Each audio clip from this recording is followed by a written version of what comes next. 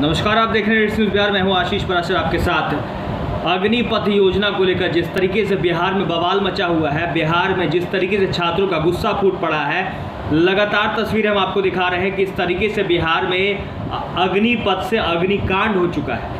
ट्रेनों को फूका जा रहा है, गाड़ियों को फूका जा रहा है। आपको यहाँ ये बता दें, पुलिस तक को नहीं समझ रहा है, प्रशासन की तो कोई भूमिका ही नज़र नहीं आ रही।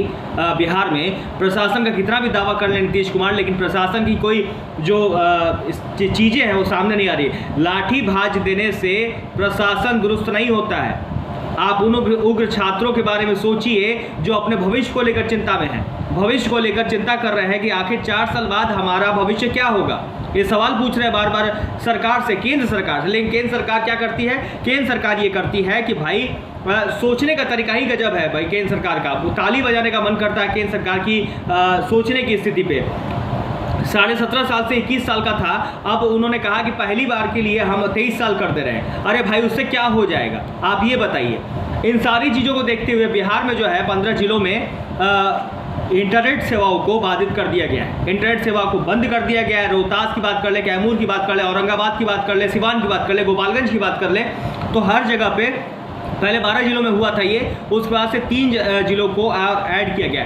एडीजी जो है, एडीजी ने ये फैसला इसलिए लिया क्योंकि लगातार जिस तरीके से इंटरनेट के माध्यम से एक हिंसा भड़काने की कोशिश की जा रही थी।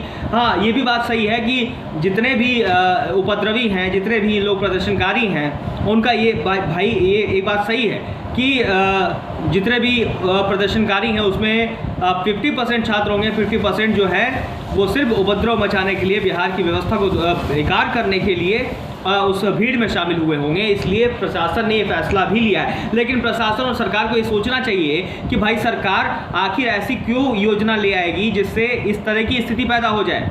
सरकार से सवाल भी है, सरकार से लगातार छात्र सवाल पूछ रहे हैं, आखिर उनके रेल जाने का मतलब क्या है, उनके उपद्रव करने का मतलब क्या है। ये सवाल इसलिए भी खड़ा होता है क्योंकि सरकार को इसका जवाब देना चाहिए।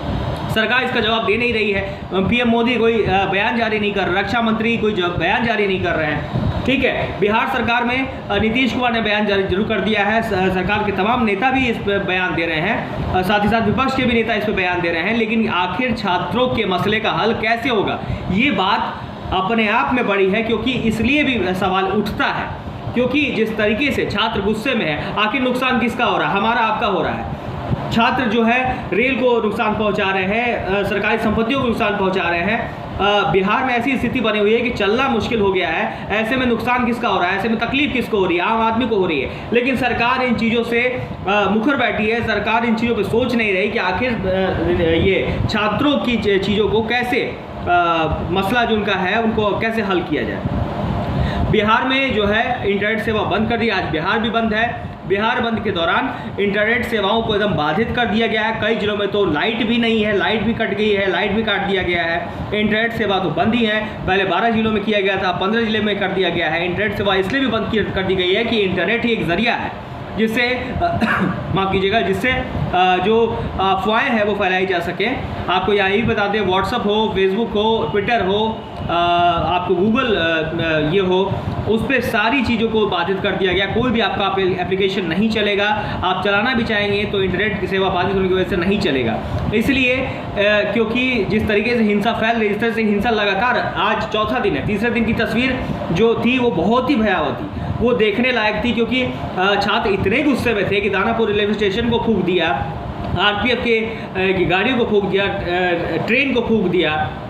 तो कहीं ना कहीं सरकार को इस बात को सोचना चाहिए कि भाई जो सेंट्रल मिनिस्टर में बैठे हैं, सेंट्रल मिनिस्ट्री में बैठे हैं और जो ये इस बात का ट्वीट कर रहे हैं कि भाई ये बहुत सराहनीय कदम है मोदी सरकार का, तो ऐसे में उनको सोचना चाहिए कि आखिर अगर सराहनीय कदम है तो छात्र इतने गुस्से में क्यों हैं, और अगर हैं और ये इस तरह से हिंसा बढ़ रही है तो आपको इन चीज़ों को रोकना चाहिए क्योंकि आपकी जिम्मेदारी बनती है।